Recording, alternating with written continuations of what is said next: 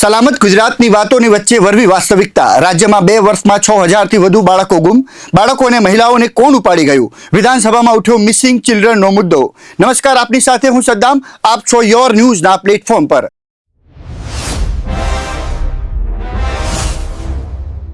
ગુજરાત વિધાનસભાના બજેટ સત્રનો શેષ ભાગ શરૂ થયો છે અને હવે સત્ર અંતિમ તબક્કામાં છે।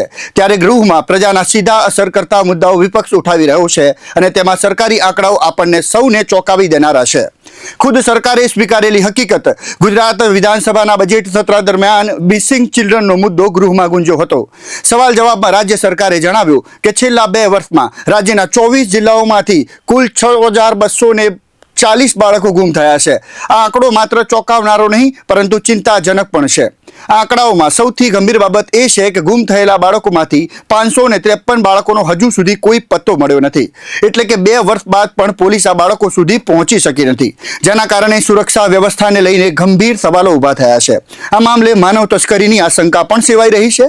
આ મુદ્દે રાજ્યમાંથી આટલી મોટી સંખ્યામાં બાળકો ગુમ થવા પાછળ માનવ તસ્કરી જેવી ગેરકાયદેસર ગતિવિધિઓ જવાબદાર છે કે કેમ, તેમજ સરકાર તરફથી આવા કેસોને અટકાવવા માટે શું પગલાં લેવામાં આવી રહ્યા છે, કારણ કે આમાં માનવ તસ્કરીની આશંકા સેવાઈ રહી છે।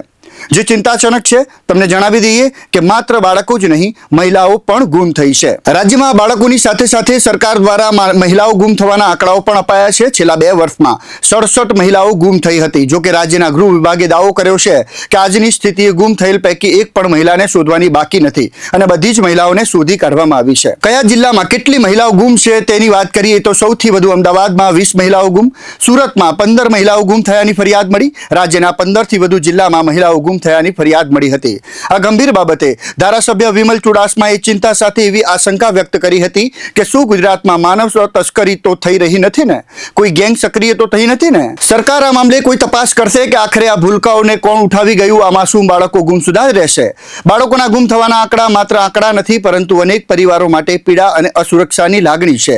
આવા કેસોમાં માત્ર સરકાર અને પોલીસ નહીં પરંતુ સમાજે પણ સતર્ક રહેવાની જરૂર છે। નમસ્કાર।